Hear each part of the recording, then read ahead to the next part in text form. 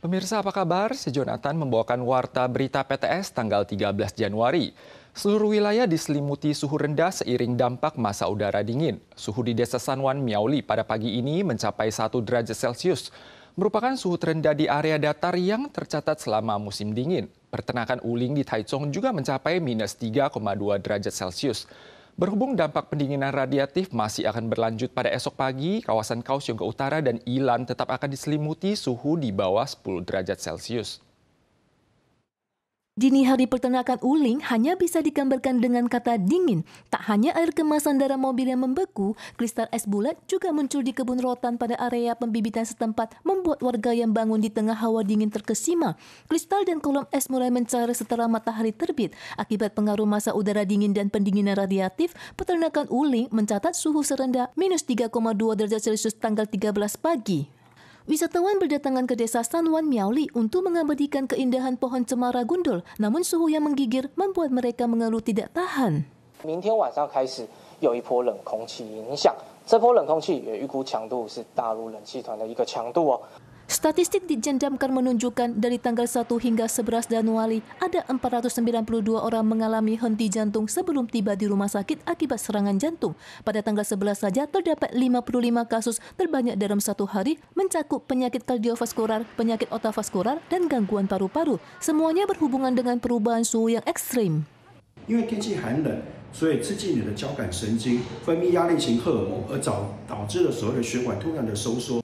CWA menyampaikan cuaca akan menghangat pada Selasa, namun suhu udara tetap rendah. Masa udara berikut akan bergerak ke selatan menuju Taiwan pada tanggal 15 dan sistem awan selatan yang bergerak ke utara akan membawa sedikit uap air. Masyarakat diimbau untuk waspada terhadap perubahan suhu.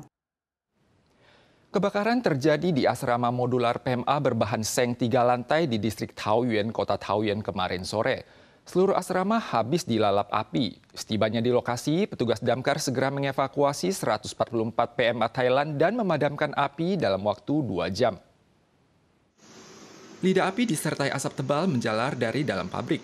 Insiden ini terjadi di asrama PMA proyek MRT di Taoyuan yang dihuni 144 PMA Thailand yang merupakan asrama modular berlantai 3. Tanggal 12 sore, api mencuat dari jendela lantai 3 dan menjalar ke atas. Sederetan dinding seng hangus terbakar hingga berubah bentuk. Untungnya api berhasil dipadamkan dalam waktu 2 jam. Luas area yang terbakar mencapai 200 meter persegi dan berada di dekat jalan bebas hambatan nomor 2. Untungnya insiden ini tidak menimbulkan korban jiwa di kalangan PMA atau mengakibatkan kecelakaan lalu lintas. Dalam rangka meningkatkan hak para ABK migran, Kementerian Ketenagakerjaan mengumumkan bahwa selain menangkap ikan dan membongkar muatan, ABK migran sektor perikanan dilarang menjajakan barang dagangan. Jika melanggar peraturan, majikan akan didenda maksimal $150.000 Taiwan. Cuaca di dermaga Kirong dingin menusuk, tetapi ABK migran tidak beristirahat, melainkan membersihkan kapal tempat mereka bekerja. Dalam upaya memperbaiki hak ABK migran, Kementerian Ketenagakerjaan atau MOR mengumumkan selain menangkap ikan atau membongkar muatan, ABK migran tidak boleh menjajakan dan menjual hasil produk laut. 航行的工作，还有做捕捞跟渔获的在船上的处理，这个都没有问题。进港之后，在港边协助将渔获卸货、整理渔具，这个都是符合法规的范围。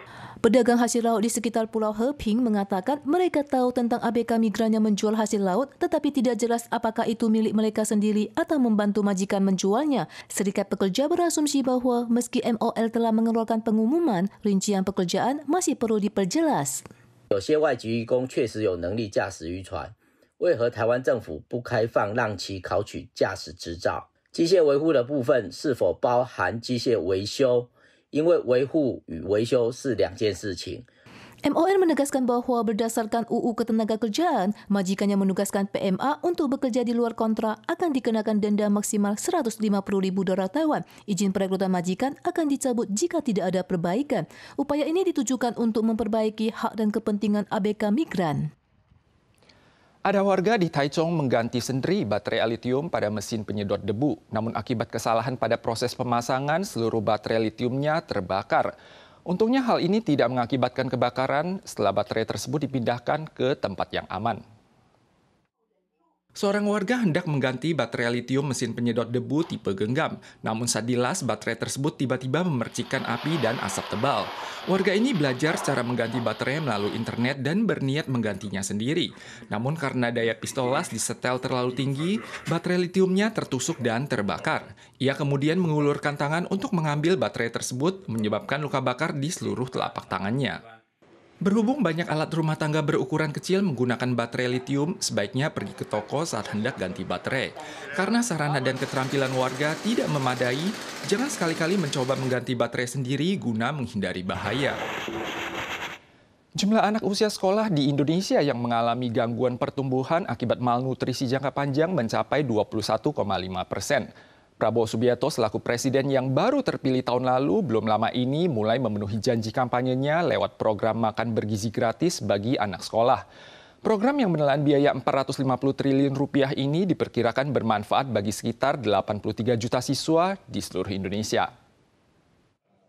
Ada sayuran, daging, nasi, dan buah di piring makan yang memenuhi kebutuhan gizi secara lengkap. Presiden Indonesia tertua sepanjang sejarah, Prabowo Subianto yang berusia 73 tahun menepati janji kampanyenya setelah dilantik pada Oktober tahun lalu untuk menyediakan makan bergizi gratis atau MBG dan susu bagi 83 juta pelajar pada lebih dari 400.000 sekolah di Indonesia.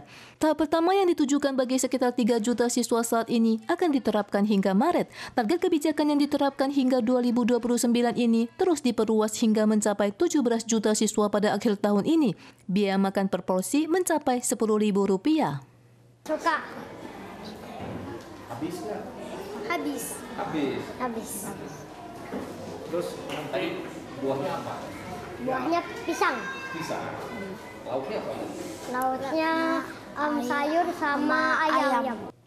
Menurut survei tahun 2023, tingkat keterlambatan perkembangan anak atau stunting di Indonesia mencapai 21,5%, dengan perkiraan 1 dari 5 anak memiliki berat badan di bawah rata-rata yang semuanya disebabkan masalah kekurangan gizi. Melalui program ini, pemerintah berharap tingkat stunting pada anak bisa turun hingga 5% pada tahun 2045.